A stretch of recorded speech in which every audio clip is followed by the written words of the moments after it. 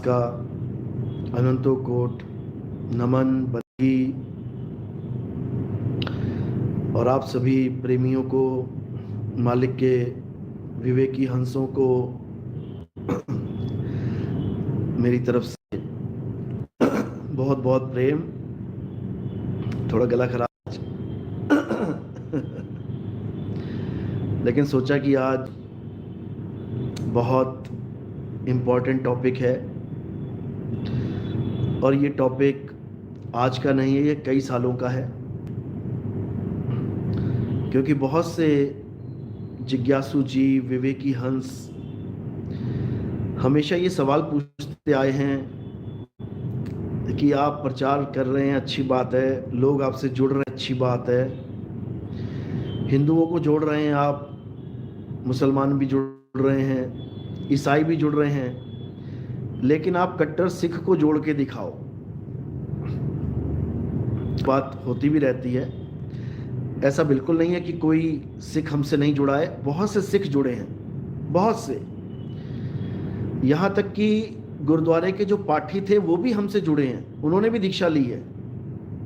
इसमें कोई अचरज वाली बात नहीं है। और मैं हमेशा से कहता हूं कि मेरे सभी बड़े अपनी अपनी ठौर, अगर कोई भी आपको कुछ भी ज्ञान समझाता है तो उस ज्ञान को आप परखो, जानो, और अगर आपके मतलब का है तो उसको ले लो। इसमें कोई बंधन नहीं होना चाहिए कि मैं नितिन दास का चेला हूँ, मैं रामपाल का चेला हूँ, मैं राधा स्वामी का चेला हूँ, मैं इसका चेला हूँ, मैं उसका चेला हूँ। कभी जो आगे का ज्ञान खोजना चाहता, हम उसका कभी विरोध नहीं करते। समझो, ये साफ चल रही है, साफ चल रही है, आवाज आ रही है मेरी? यस लिखिए।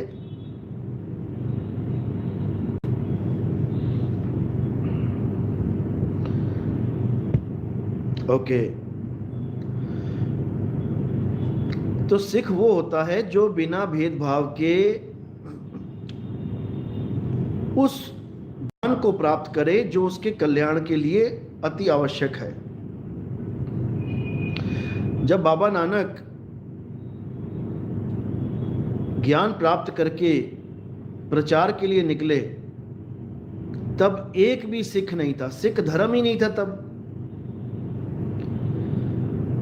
बाबा नानक स्वयं हिंदू धर्म के थे, खत्री थे, वो खुद सिख नहीं थे, सिख कौम में नहीं थे, सिख कौम ही नहीं थी।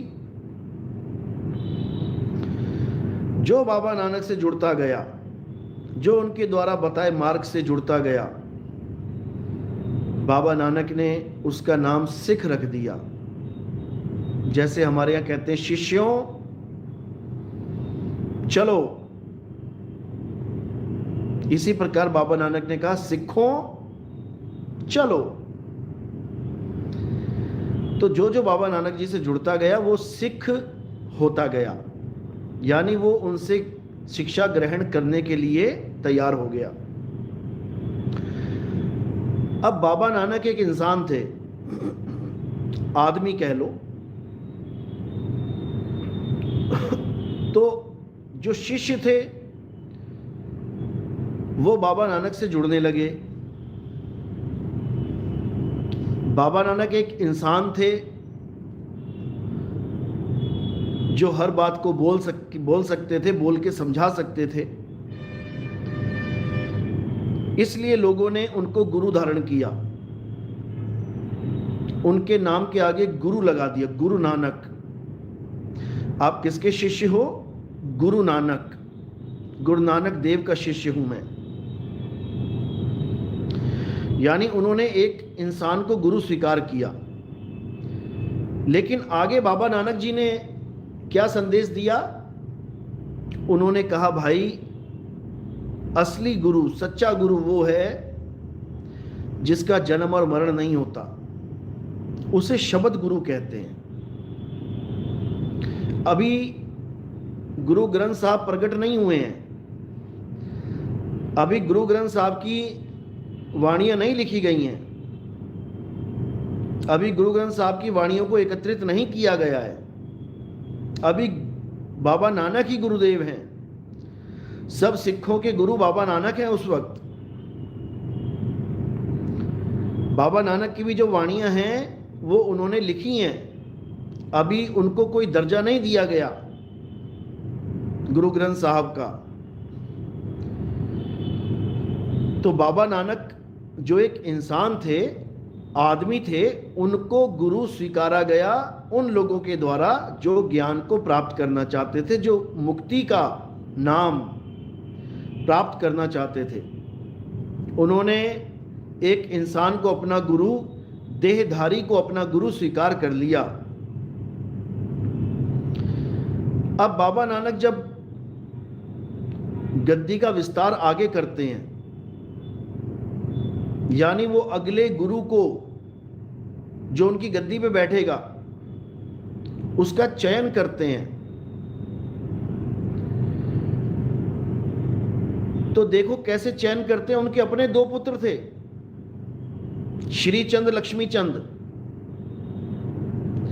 उन दोनों को गुरु जी ने गद्दी नहीं दी, जबकि वो बड़े सिद्ध थे। बड़े बड़े सिद्ध महात्मा घुटने टेकते थे उनके आगे। एक नंबर के नाम जपने वाले थे वो, जप तप में श्रेष्ठ थे वो, ब्रह्म ज्ञानी थे वो। लेकिन फिर भी उनको गद्दी नहीं दी गई। किसको बैठाया गया? गुरु अंगद देव जी महाराज को। अब वो भी इंसान थे, वो भी देहधारी थे, यानी एक देहधारी ने दूसरे देहधारी को गद्दी सौंप दी। अब तीसरे गुरुजी आए, बुजुर्ग थे गुरु अमरदास जी। दूसरे देहधारी ने उनकी सेवा देख के इतनी सेवा करी, उन्होंने इतनी सेवा करी, बुजुर्ग थे बिल्कुल बूढ़े एकदम,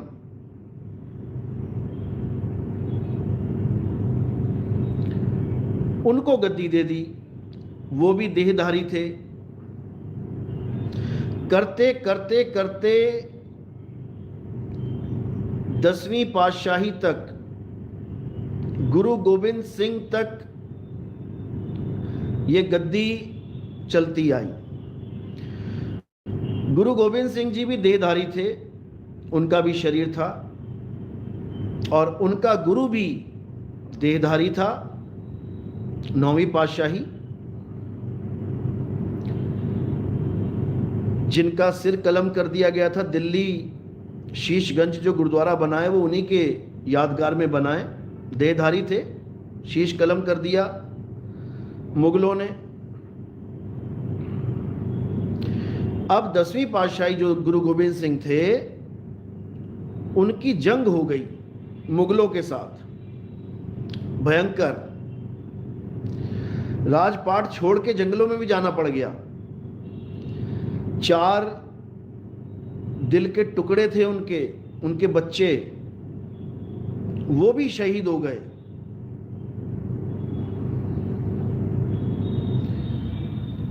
जब कोई रास्ता नहीं बचा कि भाई अब तो मुगलों के राज में तबाही मच रही है, तो उन्होंने क्या फैसला लिया, क्योंकि परमात्मा के विवेकी हंस भी थे और परमात्मा प्राप्त भी था। परमात्मा का संदेश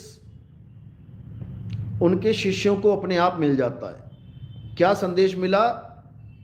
कहते हैं, आज्ञा भई अकाल की, तभी चलायो पंथ, और सब सिखन को हुक्म है, गुरु मान्यो ग्रंथ। इतनी लाइन सबने सुनी है। इतनी लाइन आपको कोई ना कोई मिल जाएगा जो गुरु ग्रंथ साहब का प्रेमी है वो बता देगा कि भाई हम देहधारी गुरु को नहीं मानते, हम गुरु ग्रंथ साहब को गुरु मानते हैं। लेकिन इससे आगे की लाइन बताने वाले बहुत कम हैं। इतना तो बता देंगे कि हमारा पीछा गुरु देही गुरुओं से छुड़वा दिया गया। आवाज आ रही है मेरी? यस लिखिए अगर आवाज आ रही है साफ।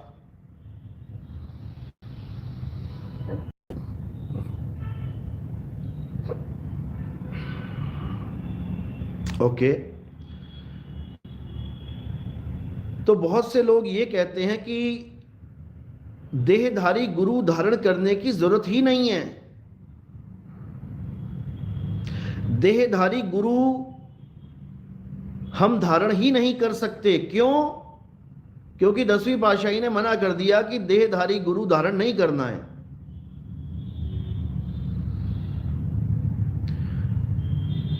तो उनका गुरु कौन था? क्या उनका गुरु देहधारी नहीं था? क्या उनके गुरु का गुरु देहधारी नहीं था? क्या उनके गुरु के गुरु का गुरु और उनके आगे गुरुओं का गुरु देहधारी नहीं थे? क्या बाबा नानक देहधारी नहीं थे? तो यानी बाबा नानक को भी गुरु मानना बंद कर दिया जाए क्या?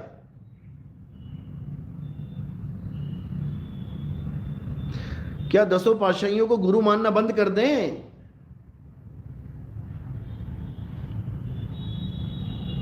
इसके पीछे बहुत बड़ा राज है।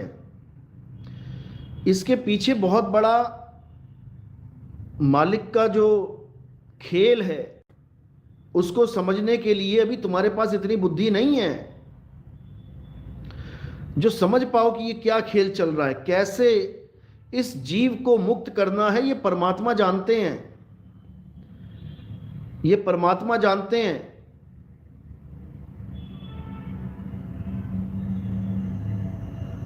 समझो,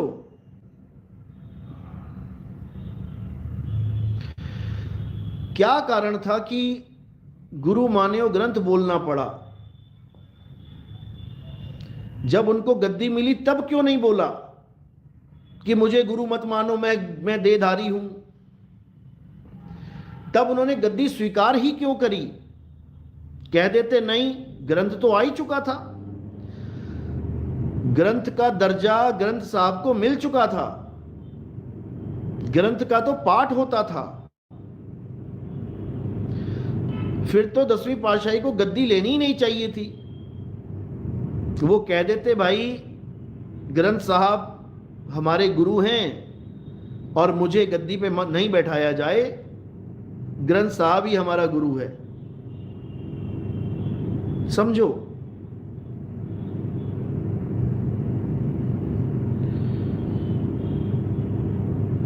ये वो मजबूरी है जहां उन्हें बोलना पड़ा कि सब सिखों को हुक्म है गुरु मान्यो ग्रंथ, क्योंकि औरंगजेब के साथ युद्ध हो रहा था और अगला गुरु अगर वो किसी को निर्धारित कर देते, हालांकि उनके चारों जिगर के टुकड़े शहीद हो चुके हैं, किसी ना किसी संगत में से ही किसी को बैठाया जाना था, लेकिन औरंगजेब उसके पीछे पड़ जाता, उसका भी कत्ल करने की पूरी कोशिश की जाती और तबाही मचती। इसलिए परमात्मा की तरफ से संदेश आया इस वाणी का, क्योंकि वाणी परमात्मा से ही आती है। क्या वाणी उतरी कि आज्ञा भई अकाल की और तभी चलायो पंथ, जबकि अकाल की आज्ञा तो पहले से चल रही है। बाबा नानक भी तो अकाल की आज्ञा से ही आ रहे हैं। लेकिन अगर अकाल की आज्ञा ना होती कि आगे गुरु देही गुरु को बैठाना है, तो गुरु नानक देव वहीं पे खत्म कर देते गुरुवाई और आगे किसी देहधारी गुरु को नहीं बैठने देते। यानी बाबा नानक के टाइम में ये अकाल की आज्ञा नहीं हुई थी। बाबा नानक के टाइम में अकाल की ये आज्ञा नहीं थी कि गुरु ग्रंथ को माना जाए, इसीलिए तो उन्होंने आगे गुरुवाई चलाई, उन्होंने देहधारी गुरुओं को गद्दी पे बैठाया। लेकिन उनको पता था कि एक समय ऐसा आएगा जब त्राहिमाम हो रहा होगा भारत में, क्योंकि ये संत लोग जानी जान होते हैं। परमात्मा इनको हर वो इंफॉर्मेशन दे देता है जो काल भगवान ने भविष्य में छुपा के रखी है। परमात्मा की दया से इनको सारी इंफॉर्मेशन मिलती रहती है कि क्या होना है, क्या होगा, सब कुछ मालिक की दया से इनको प्राप्त होता है। करे करावे आप पे आप, मानस के नहीं कुछ भी हाथ। परमात्मा सारा संदेश पहुंचा देते हैं अपने भक्तों के पास। बाबा नानक को भी पता था कि एक समय आएगा जब इस गद्दी पे किसी देहधारी को नहीं बैठाया जाएगा, ग्रंथ को बैठाया जाएगा। लेकिन उन्होंने ये भी बता दिया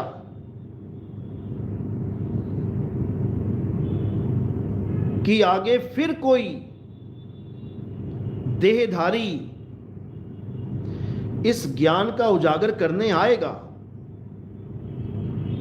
अपनी ही वाणी में बोला है उन्होंने, और वो वाणी उनकी भी नहीं है, ये परमात्मा की वाणी है। पूरे ग्रंथ साहब में सब संतों ने परमात्मा की महिमा गाई है अपने शब्दों में। कहे रविदास, कहे कबीर, और भी जो संत है अपनी छाप लगा के गाते हैं। लेकिन नानक साहब ने क्या बोल दिया? उन्होंने अपनी वाणी में बोला कि ये मैं नहीं बोल रहा हूं, कोई गलती से मेरी वाणी मत समझ लेना इसको कि कहे नानक, बिल्कुल नहीं। उन्होंने शुरुआत में ही क्लियर कर दिया। अंग नंबर 722 में जब आप देखेंगे गुरु ग्रंथ साहब में, उन्होंने क्या वाणी बोली? जैसी में आवे खसम की वाणी, और तैसा करी बयान वे लालो। कहते हैं जैसी में आवे खसम की वाणी, कि अब जो मैं बोलने जा रहा हूं ये खसम की वाणी निकल रही है, ये भविष्यवाणी निकल रही है, ये भविष्य का हाल बता रही है। जैसा मैं बोल रहा हूं वैसा लिख, वैसा बयान कर।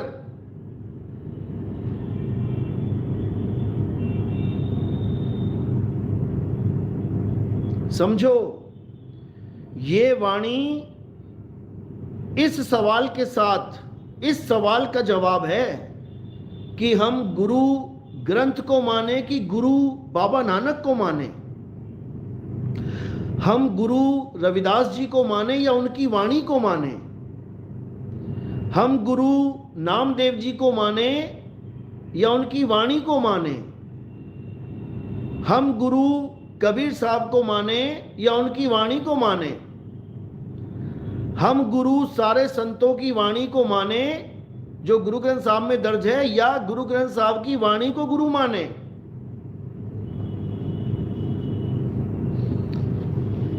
इस वाणी में उसका आंसर छुपा है। और आज्ञा भई अकाल की, पहले पूरी आज्ञा समझ लो कि क्या भई है। आधा अधूरा ज्ञान नुकसान कर देता है। अभिमन्यु को था अधूरा ज्ञान, अपना नुकसान करा बैठा, जबकि उसके पास मौका था। जो बात उसने गर्भ में सुनी थी, आधी बात सुन के उसकी मां को नींद आ गई और आधी बात वो सुन नहीं पाया। अरे तो आधी बात गर्भ में सुन ली थी तो आधी बात गर्भ से बाहर आके सुन लेता। किसने मना किया था?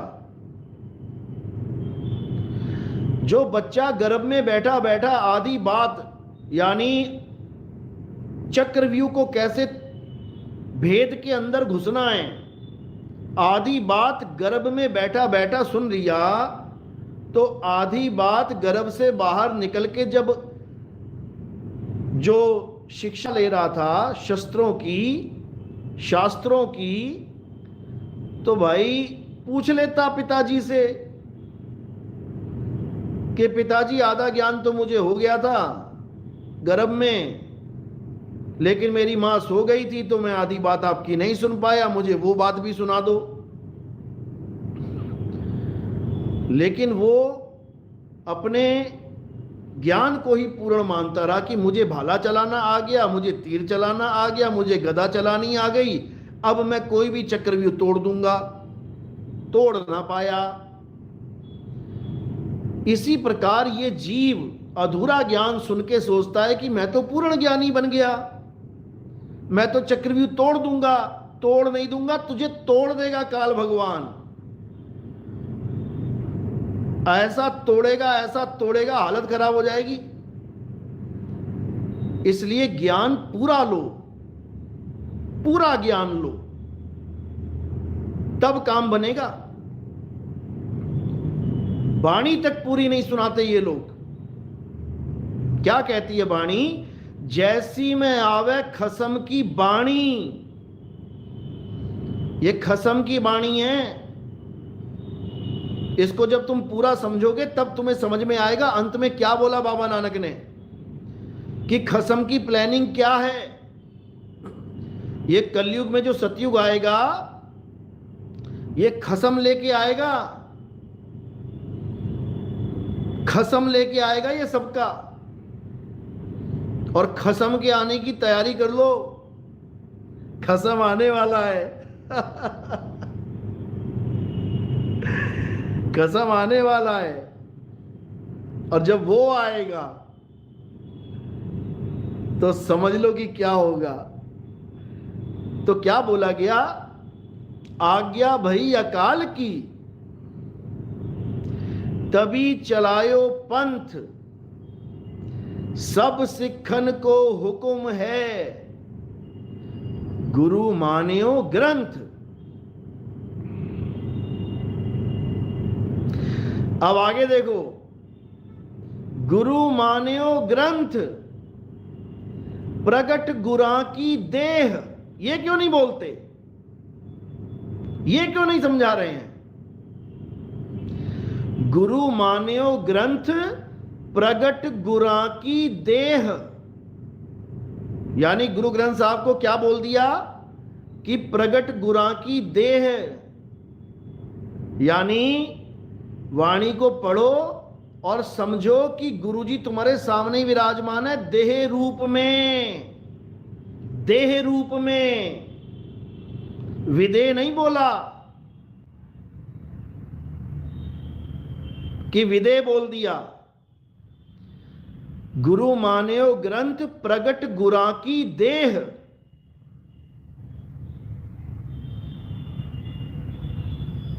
समझो।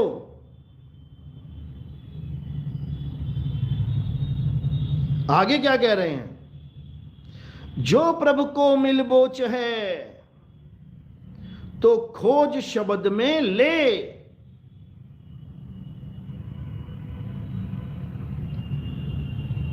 कहानी फिर शब्द पे आ गई है। अब शब्द कौन सा, कहां खोजूं?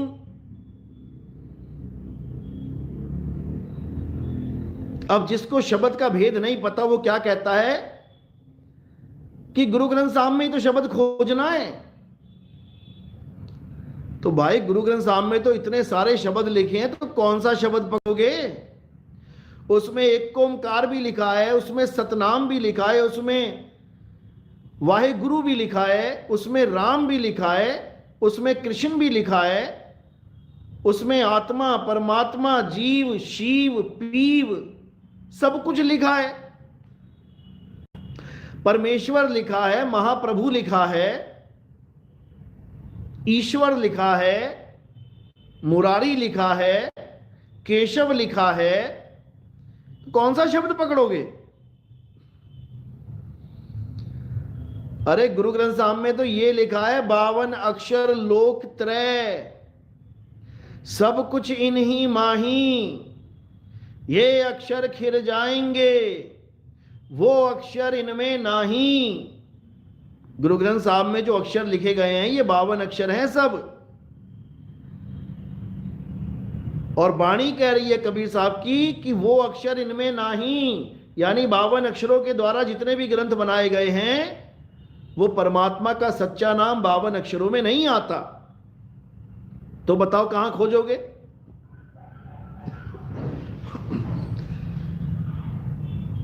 अंग नंबर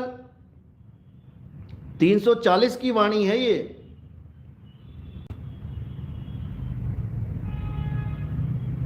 और 336 पे क्या कह रहे हैं? अंग नंबर 336, 52 अक्षर जोरे आन, सक्या न अक्षर एक पहचान। समझा रहे हैं कि सारे ग्रंथ भर डाले तुमने, वेद, पुराण, गीता, भागवत, बाइबल, इंजील, कुरान, कतेब सब कुछ भर डाला। 52 अक्षरों को लिख लिख के, जोड़ जोड़ के, 52 अक्षर जोरे आन और सक्याना अक्षर एक पहचान। उस एक अक्षर को नहीं पहचान पाए जो भेद सतगुरु बताता है। उस एक अक्षर का भेद बताता है सतगुरु, और ये 52 अक्षर छुड़वा देता है। इसमें नहीं खोजना है। सोई गुरु पूरा कहावे, 2 अक्षर का भेद बतावे, एक छुड़ावे, एक लखावे, तब प्राणी निज घर को जावे। ये एक इंसान ही भेद बता सकता है। बाबा नानक ने बताया लोगों को, कबीर साहब ने बताया, रविदास जी महाराज ने बताया, नामदेव जी ने बताया, संतों ने बताया। लेकिन एक मजबूरी थी, क्योंकि अगर आगे किसी इंसान को गुरु बनाया जाता, उस जमाने में तो जंग तो हो ही रही थी, उसके पीछे पड़ जाता ये औरंगजेब। इसलिए और जान माल की हानि ना हो, इसलिए परमात्मा का हुक्म आया कि ग्रंथ को गुरु धारण करवाओ, ग्रंथ को गुरु बना दो। अब जो भी गुरु धारण करेगा वो ग्रंथ साहब को धारण करेगा, इसलिए बोला गया। लेकिन ग्रंथ साहब को प्रगट गुरा की देह ये मान के पढ़ना है कि मैं कबीर साहब के सामने बैठ के, कबीर साहब के सामने बैठ के ये वाणी श्रवण कर रहा हूं। रविदास जी की वाणी है तो मैं रविदास जी के सामने बैठ के ये वाणी श्रवण कर रहा हूं, क्योंकि प्रगट गुरा की देह। समझो,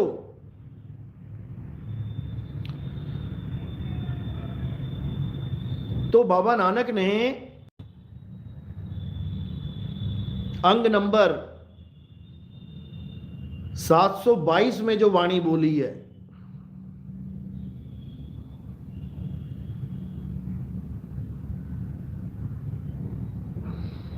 हाँ मुझे पता है कि बाबा नानक जी की, चारों पातशाहियों की और 5वीं पातशाही की, इनकी वाणियाँ, 9वीं पातशाही की भी शायद वाणी है, उसमें बाबा जो गुरु गोविंद सिंह जी हैं उनकी वाणी इसमें नहीं है, उनका अलग ग्रंथ है, दसम ग्रंथ। उन्होंने तो अपनी वाणी भी दर्ज नहीं करी इसमें। करने को नहीं कर सकते थे क्या? कर सकते थे, लेकिन उन्होंने अपनी वाणी दर्ज नहीं करी। उन्होंने अलग ग्रंथ लिखा है, दसम ग्रंथ, जिसमें निकलंक अवतार, कल्कि अवतार का जिक्र आता है। उसके बारे में भी बात करेंगे, आज वो विषय नहीं है। उसके बारे में पूरा डिटेल में जाएंगे, उन्होंने क्या क्या बोला है कल्कि अवतार के लिए, और सब सिखों को बोला है कि वो अवतार होगा, होगा और होके रहेगा, और उसके आने का मकसद केवल यही होगा कि सत्य का परचम लहराना, कलयुग में सतयुग लाना, इस पूरी दुनिया में खालसा राज को कायम करना, सबको खालिस बना देना। ये कल्कि अवतार के बारे में 10वीं पातशाही ने अपने ग्रंथ में विस्तार से लिखा हुआ है।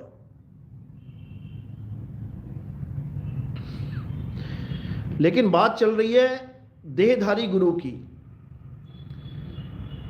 कि देहधारी को गुरु मानना है कि नहीं मानना है। सिख धर्म में मानते ही आ रहे थे, 10 पातशाहियों को गुरु माना है, अरदास में उनके नाम भी आते हैं। एकाएक ये हुक्म हो गया, आज्ञा भई अकाल की, कि भाई अब जो ग्रंथ है वो गुरु का दर्जा प्राप्त करेगा। श्री गुरु ग्रंथ साहब जी को गुरु का दर्जा दे दिया गया। लेकिन बाबा नानक की जो वाणी है उसमें बिल्कुल क्लियर उन्होंने क्या बोला है कि जब सतयुग आएगा, यानी कलयुग में सतयुग आएगा, जिसको उन्होंने सच की बेला, सच की बेला यानी कि एक ऐसा समय, बेला यानी समय,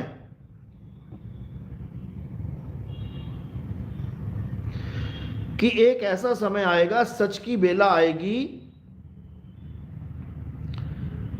जब एक देहधारी और आएगा।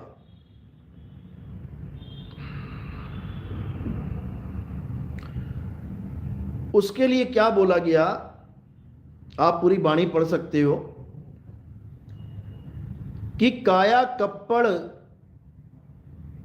टूक टूक होसी, यानी जब वो आएगा तो इस काया को कपड़ा बताकर, टूक टूक यानी नाशवान बता देगा। होगा तो वो देहधारी, लेकिन देह का खंडन करेगा।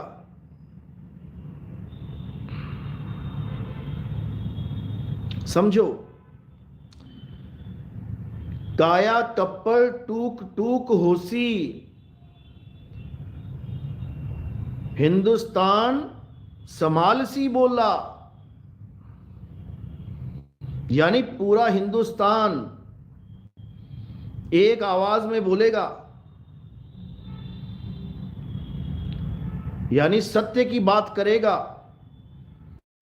घर घर तक सत्य पहुंचेगा, सत श्री अकाल का डंका बजेगा, और काया कप्पड़ टूक टूक होसी, ये जितने देहधारी गुरु अपनी देह से जोड़ के बैठे हैं भक्तों को, इस काया कप्पड़ का टूक टूक यानी इसका खात्मा हो जाएगा, देह का खात्मा कर दिया जाएगा। काया कप्पड़ टूक टूक होसी, हिंदुस्तान समालसी बोला, यानी वो हिंदुस्तान में ही होगा। कलयुग में सतयुग जो आएगा उसकी शुरुआत हिंदुस्तान में ही होगी, जिसको मुसलमान फकीर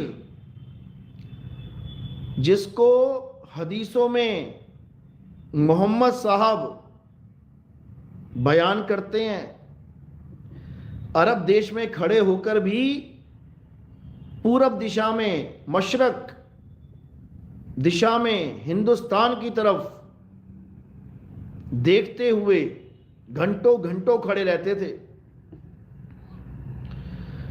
कोई उनसे पूछता था कि आप पूरब दिशा की तरफ क्या देखते रहते हो, तो वो कहते थे कि मुझे पूरब दिशा से खुशबू आती है।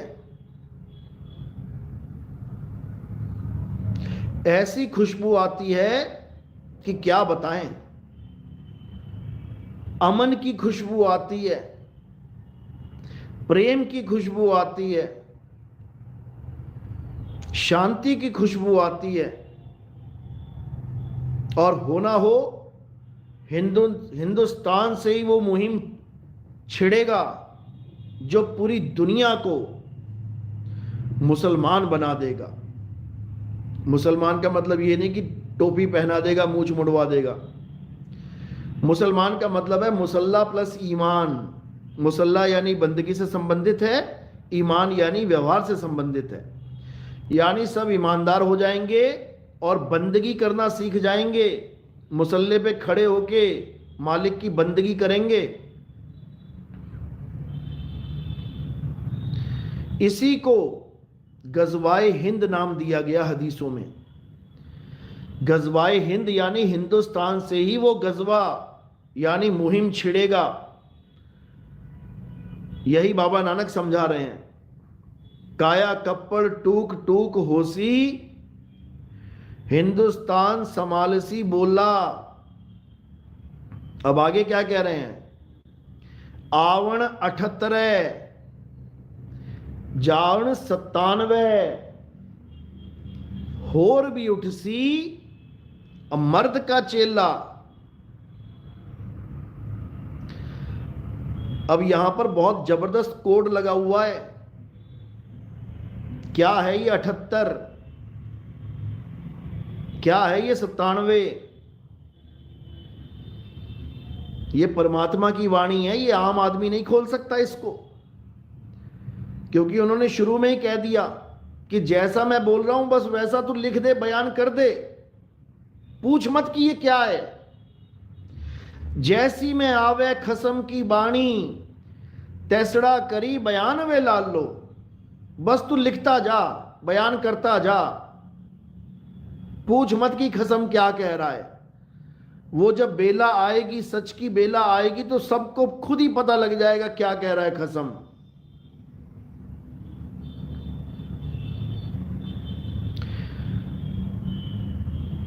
तो आगे क्या कहते हैं?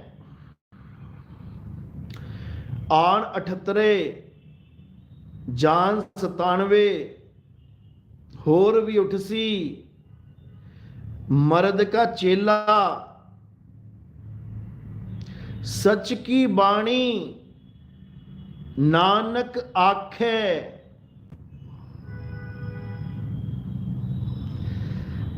अब क्या कह रहे हैं कि जो मैं कह रहा हूं वो बाणी बिल्कुल सत्य है।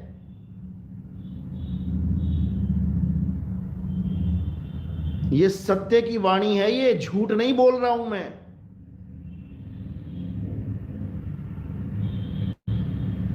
समझ लो।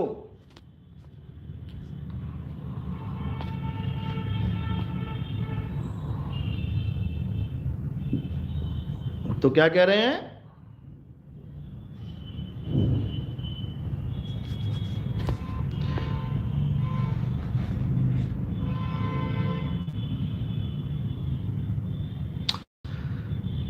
सच की बाणी नानक आखे।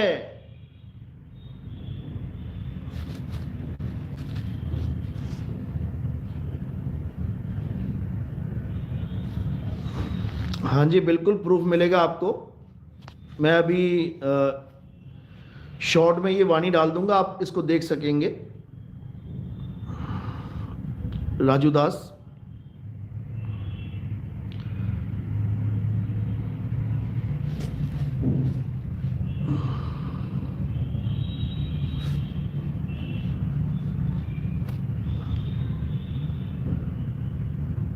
तो क्या कह रहे हैं? सच की वाणी नानक आखे, आखे मतलब बोलना। पंजाबी में कहते हैं वो मैं कदा आख रहा तेनों, सुनता ही नहीं है। आखना मतलब बोलना। सच की वाणी, सच यानी परमात्मा, परमात्मा मुझसे बुलवा रहे हैं। सच की वाणी नानक आखे, यानी परमात्मा जो मुझसे कहलवाना चाह रहे हैं मैं वो कह रहा हूं।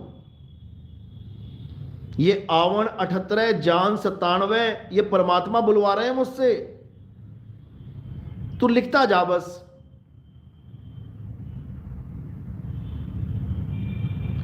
सच की वाणी नानक आखे, सच सुनाइसी सच की बेला। यानी जो मैं बोल रहा हूं ये सब सच ही होने वाला है, होके रहेगा। कब होगा? सच की बेला। बेला यानी समय। कहते जब वो समय आएगा, जब वो समय आएगा, जब कलयुग में सतयुग आएगा, ये मेरी जो वाणी है ये तब समझ में आएगी लोगों को मैं क्या कह रहा हूं। क्योंकि ये मैं नहीं कह रहा हूं, ये वो कह रहा है जिसने आज्ञा दी थी ग्रंथ साहब को गुरु बनाने की। ये वो बोल रहा है जिसने आज्ञा दी थी कि सभी सिखन को हुक्म है गुरु मान्यो ग्रंथ। किसने दी थी?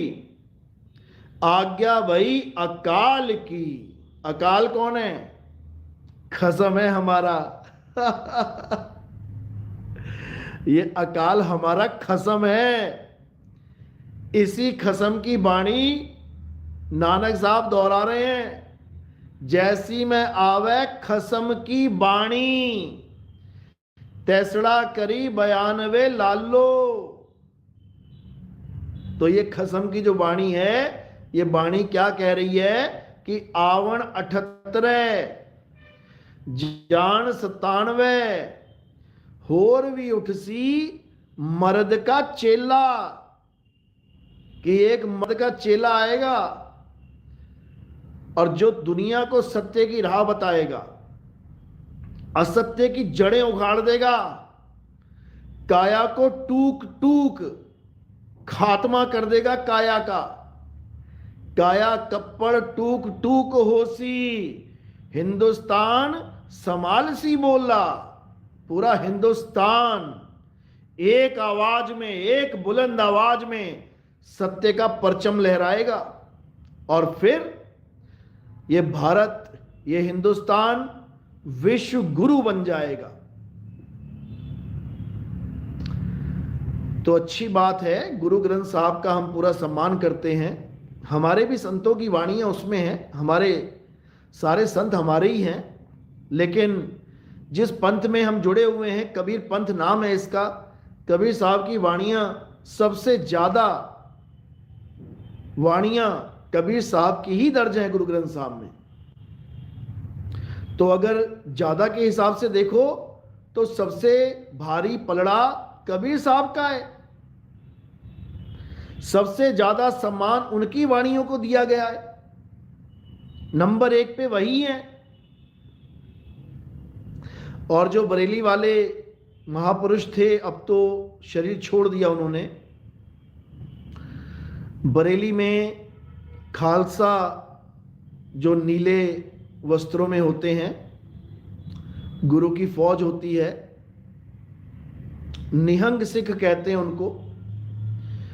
उन्होंने तो अपने सत्संगों में इतना खुलासा किया, इतना खुलासा किया कबीर साहब के ऊपर कि भाई अगर इस दुनिया में, ऑल ओवर वर्ल्ड में किसी को सत्य प्राप्त हुआ तो पहला इंसान कबीर है। निहंग सिख होके उन्होंने बाबा नानक को 2nd नंबर पे डाल दिया।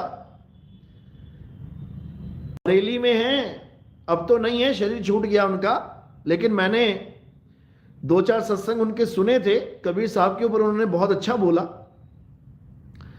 कि अगर किसी को सत्य मिला इस दुनिया में तो बड़े बड़े ऋषि मुनि तो प्राप्ति नहीं कर पाए, ब्रह्मा विष्णु महेश को भी उन्होंने कह दिया वो प्राप्त नहीं कर पाए। अगर किसी को प्राप्ति हुई है तो नंबर 1 पे कबीर साहब को हुई है, वहीं से सिख पंथ चला है। उन्होंने तो ये भी कह दिया कि कबीर ना होते तो किसी को भी ज्ञान नहीं होता। अच्छी बात है उन्होंने इतनी बात बोली, लेकिन असली भेद वो भी ना जान पाए कि करना क्या था। केवल इससे थोड़ी नहीं कल्याण हो जाएगा कि कबीर साहब नंबर 1 पे थे और बाबा नानक नंबर 2 पे थे और वो नंबर 3 पे और वो नंबर, इससे कल्याण नहीं होगा।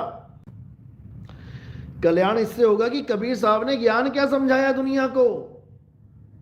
52 अक्षर जोरे आन, सकिया न अक्षर एक पहचान। क्या वो एक अक्षर तुमने जान लिया? अगर वो एक अक्षर तुमने जान लिया है तब तो कल्याण हो जाएगा, और नहीं जाना तो कबीर पंथी होकर भी तुम्हारा बेड़ा गर्क हो जाएगा। कोई इस गलत फहमी में ना रहे कि कबीर साहब की पूजा करते हैं काल से तो बचा ही लेंगे। अरे पूजा पाठ तो वो मना कर रहे हैं और तुम कर रहे हो। वो पूजा पाठ को मना कर रहे हैं, तुम कर रहे हो, कैसे बचाएंगे तुम्हें? मैं तो कबीर कबीर नाम जपता हूं, मुझे तो बचा ही लेंगे। अरे वो नाम छुड़वाने आए हैं और तू नाम जप रहा है, कैसे बचाएंगे तुझे? कैसे बचाएंगे? मैं तो त्रिकुटी पे ध्यान लगा के बैठता हूं, मुझे कबीर साहब के दर्शन हो जाते हैं। अरे त्रिकुटी छुड़वाने आए थे वो। कैसे बचाएंगे तुझे? नहीं समझ में आ रही बात। मोको कहां ढूंढे रे बंदे, मैं तो तेरे पास में, ना मैं जप में ना मैं तप में। ये जप तप छोड़ दो, ये सारे जप छोड़ दो। हिंदू राम राम जपना छोड़ दे, मुसलमान अल्लाह अल्लाह जपना छोड़ दे, सिख भाई वाहिगुरु वाहिगुरु जपना छोड़ दे, ईसाई हालेलुया हालेलुया करना छोड़ दे, सारे नाम जाप छोड़ दे, कबीर पंथी कबीर कबीर जपना छोड़ दे, सतनाम सतनाम जपना छोड़ दे, तब तुम्हारा कल्याण होगा गुरु के द्वारा। नहीं तो नहीं हो सकता, बर्बाद हो जाओगे। तो वो सच की बेला आ गई है। अब वो ज्ञान इस संसार में उजागर होगा जिसे आत्म ज्ञान कहते हैं। गुरु ग्रंथ साहब में वाणी दर्ज है, आत्म देव पूजिए गुरु के सहज सुभाए। अब देखो गुरु ग्रंथ साहब कह रहे हैं कि आत्म देव पूजिए, और कौन पूज रहा है आत्मदेव? एक भी दिखा दो कोई पूज रहा हो आत्मदेव। मंत्र जप लेंगे, वाहिगुरु वाहिगुरु वाहिगुरु, पूजा पाठ कर लेंगे, तलवारों की पूजा हो गई, भालों की पूजा हो गई, शस्त्रों अस्त्रों की पूजा हो गई, अच्छी बात है। पूरा गुरु ग्रंथ साहब पढ़ लेंगे, जप लेंगे, वाणियां याद कर लेंगे, लंगर लगा के पूरा सेवा सत्कार कर लेंगे, गुरुद्वारों को चमका देंगे, दूध से नहला देंगे, अच्छी बात है। लेकिन आत्मदेव पूजिए, ये कहां चला गया? ये कैसे करेंगे? राम को ढूंढना है और आत्मा को नहीं जान पा रहे हैं, तो कहां ढूंढेंगे? आत्मा में ही राम छुपा है। गुरु ग्रंथ साहब की वाणी है, आत्म में राम, राम में ही आत्म, चीनस गुरमुख विचारे। आत्मा में राम है, प्रभु आत्मा में है, लेकिन आत्मा का भेद बताने वाला कोई गुरु नहीं मिल रहा है। दिक्कत यह है। मंत्र जपाने वाले मिल रहे हैं, पूजा पाठ कराने वाले मिल रहे हैं, राधे राधे राम राम वाहेगुरु वाहेगुरु करवाने वाले मिल रहे हैं, तीर्थों में स्नान कराने वाले मिल रहे हैं, पर्वतों के चक्कर लगवाने वाले मिल रहे हैं, जब तब पूजा पाठ व्रत नित्य नेम कराने वाले मिल रहे हैं, लेकिन आत्म ज्ञान देने वाले नहीं मिल रहे हैं। ध्यान कराने वाले मिल रहे हैं, त्रिकुटी में ध्यान कर ले, इंगला पिंगला में ध्यान कर ले, श्वासों में ध्यान कर ले, नाभि में ध्यान कर ले, हृदय में ध्यान कर ले, ध्यान ही करता करता मर जा। लेकिन आत्मा का ज्ञान बताने वाला कोई नहीं मिल रहा है। समझो। और कबीर साहब कह रहे हैं, जल में मीन प्यासी, मोहे देखत आवे हासी, आत्म ज्ञान बिना नर भटके, कभी काबा कभी काशी। बिना आत्म ज्ञान के भटकते रह जाओगे। आत्म ज्ञान है नहीं तो क्या करोगे? मंत्र जपोगे, तंत्र करोगे, तीर्थों के चक्कर काटोगे। कोई काशी को भाग रहा है, कोई केदारनाथ को भाग रहा है, कोई हेमकुंड साहब भाग रहा है, कोई केरल में मंदिरों के दर्शन करने के लिए भाग रहा है, कोई कहीं भाग रहा है, कोई कहीं भाग रहा है, कोई मक्का मदीना भाग रहा है। ये दौड़म दौड़ क्यों लगी हुई है पता है? क्योंकि आत्मा का ज्ञान नहीं है। आत्मा में परमात्मा का वास है। जो प्रभु को मिलबोच है तो खोज शब्द में ले। और शब्द क्या है? ये शब्द भेदी गुरु बताएगा, मंत्र नहीं जपवाएगा, मंत्रों को छुड़वाएगा, 52 अक्षरों को छुड़वाएगा।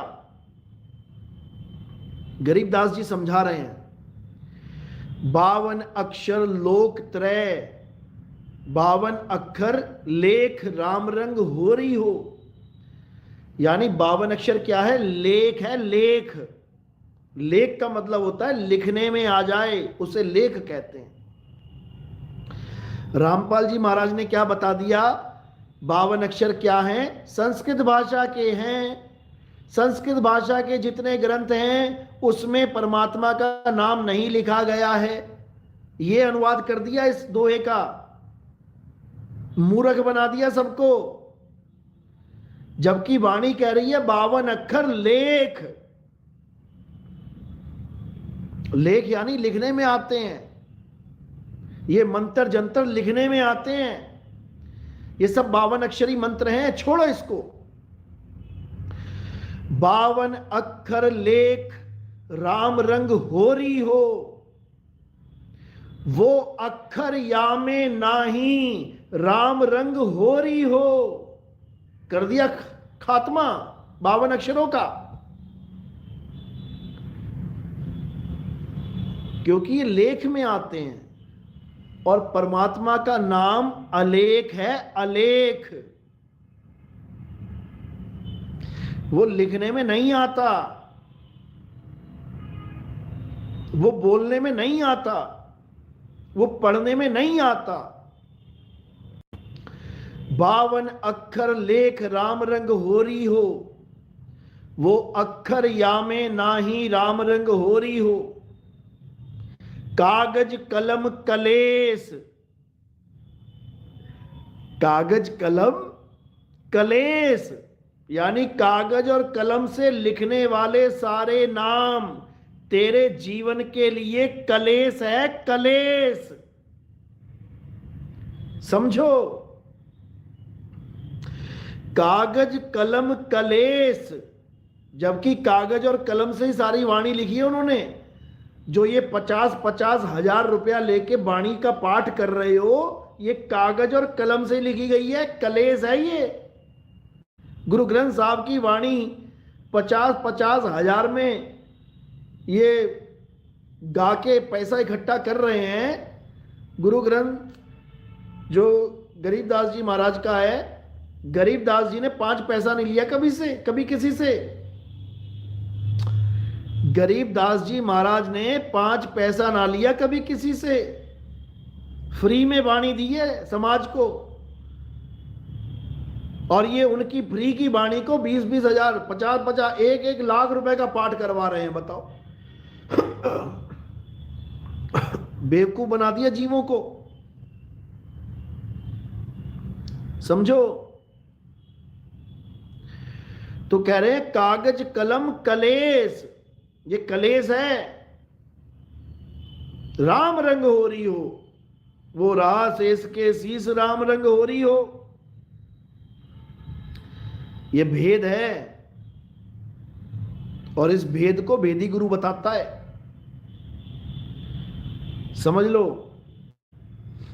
नहीं स्याही का काम, राम रंग हो रही हो। स्याही का कोई काम नहीं है परमात्मा का नाम में। वो लिखा ही नहीं जा सकता, तो स्याही क्या करोगे? अचार डालोगे स्याही का? गुरु ग्रंथ साहब में इसी को बोला गया है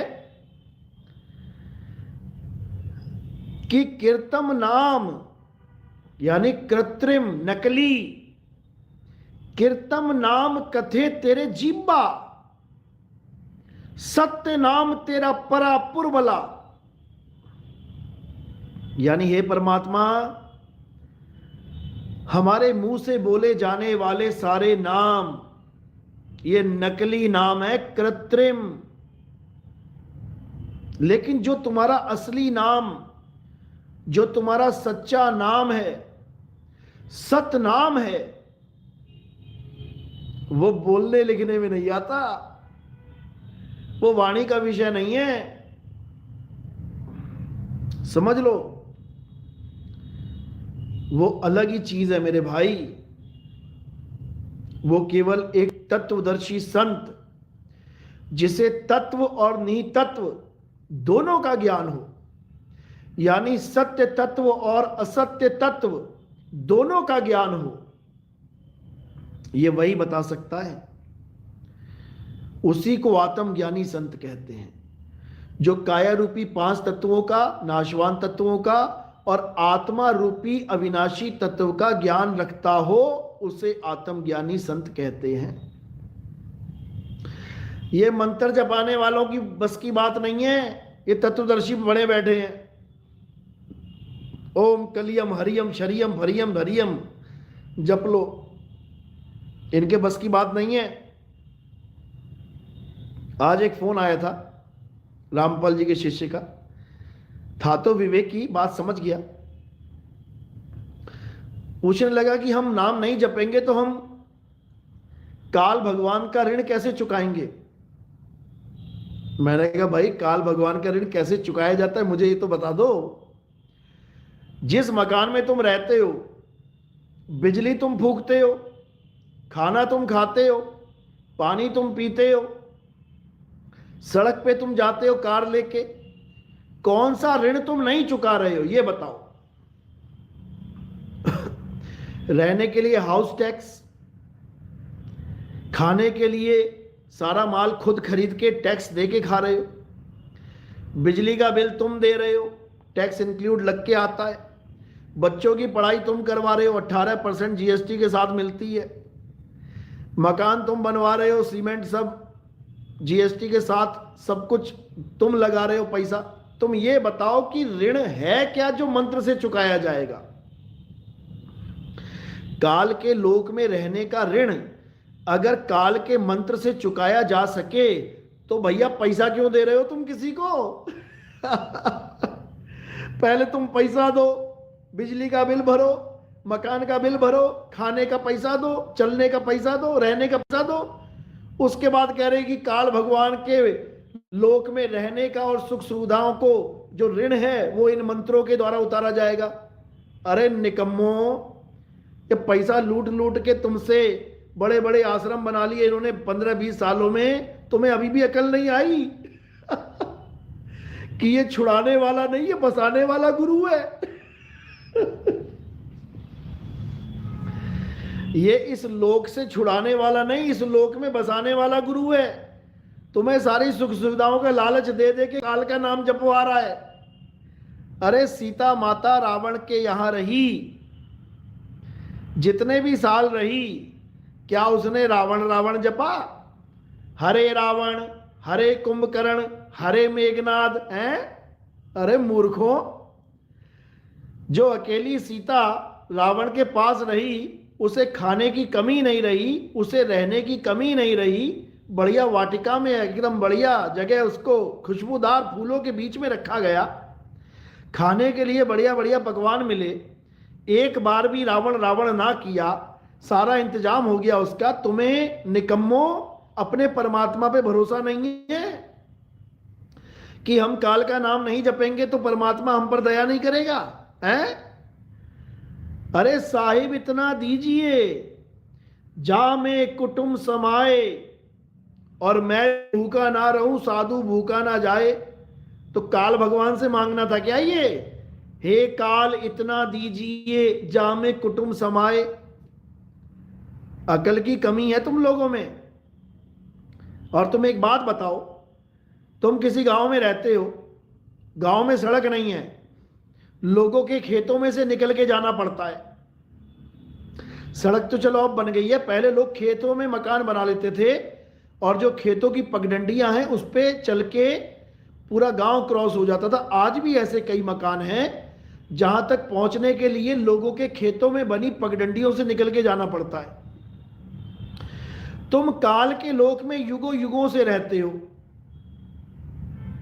और तुम्हें यहां से जाते वक्त अक्षर पुरुष के खेत में से निकल के जाना है।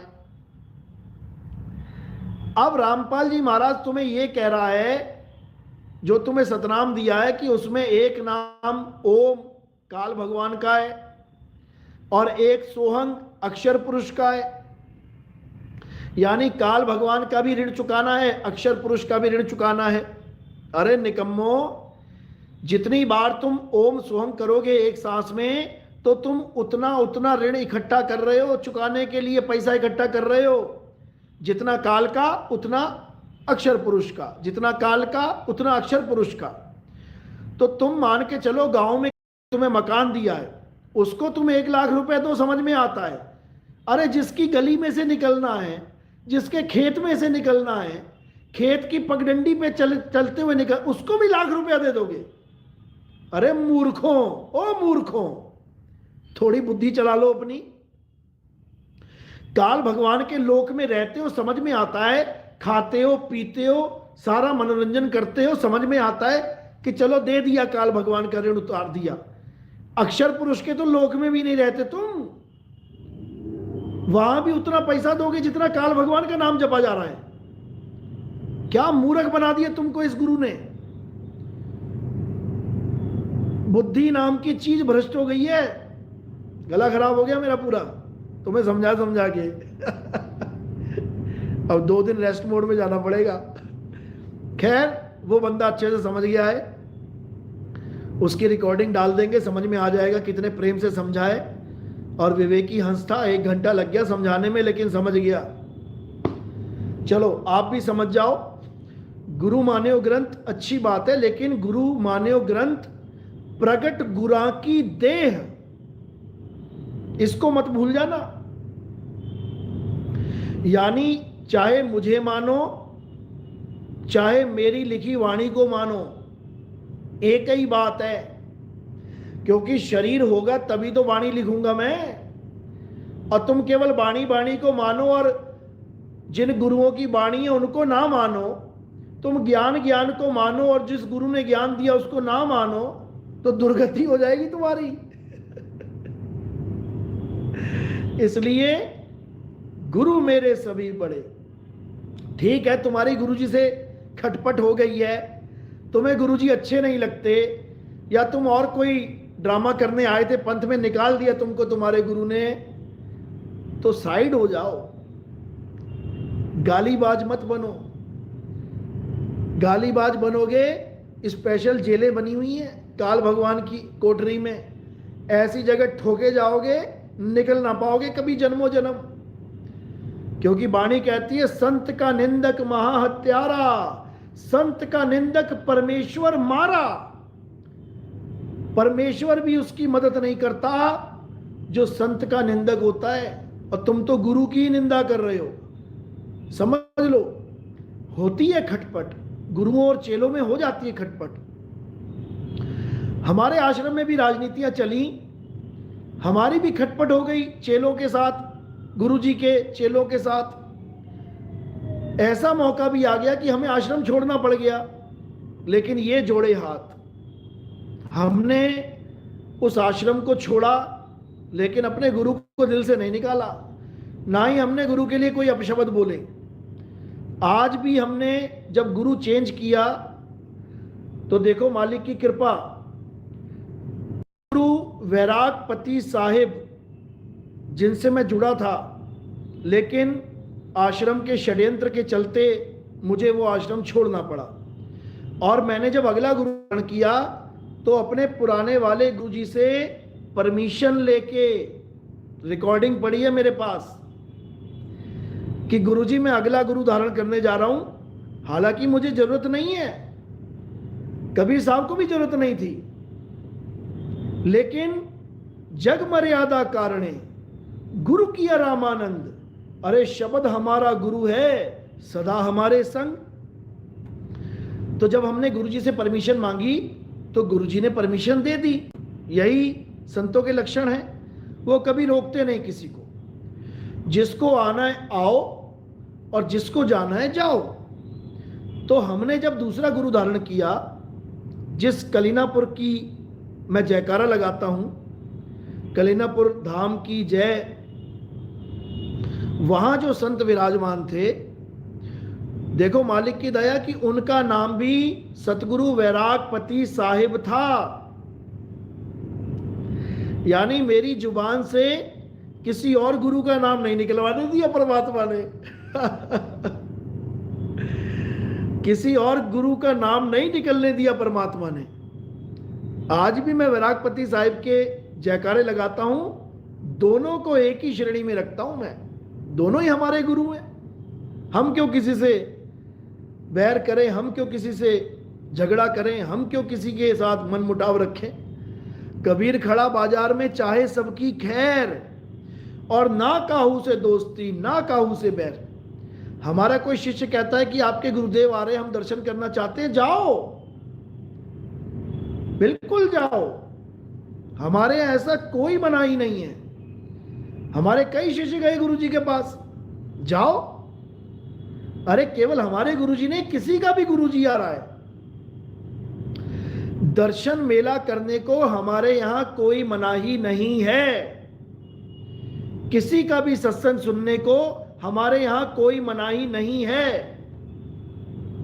और अगर तुम्हें लगता है कि हमारे पास जो ज्ञान है वो अधूरा है और तुम्हें कोई पूरा ज्ञान मिल रहा है, तब भी हमारे यहां कोई मनाही नहीं है। तुम खुश होके जाओ, हमें भी लेके जाओ। दुख तो तब होता है जब हमें बिना बताए चले जाते हो। बहुत बढ़िया। जब आगे बढ़ना चाह रहे थे तो हमसे सहारा लेके आगे बढ़ना चाह रहे थे, और जब खुद आगे बढ़ रहे हो तो चुपके चुपके लेके जा रहे हो अपने आप को, और हमें कौन लेके जाएगा?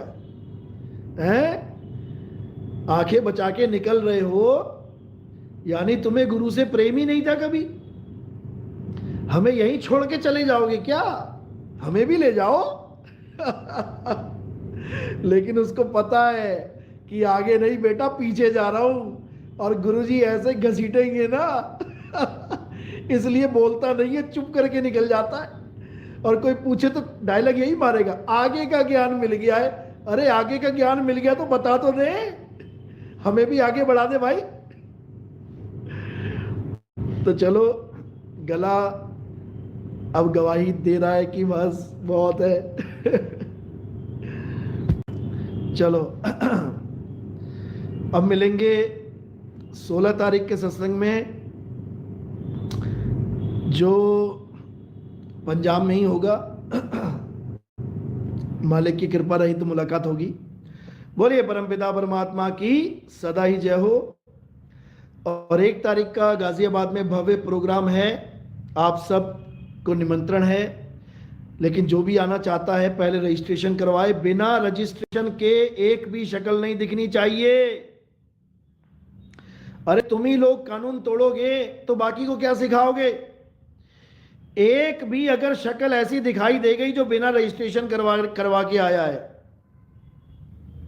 पूछूंगा मैं, याद रखना, बिना फोन किए कोई आ जाएगा ना तो पूछूंगा मैं। तुम ही नियम तोड़ोगे तो बाकियों को क्या सिखाओगे? चलो ठीक है, अब रेस्ट करते हैं। बोलिए परमपिता परमात्मा की सदा ही जय हो, बंदी छोड़ की सदा ही जय हो। जय बंदी छोड़, जय सतनाम, जय सतनाम।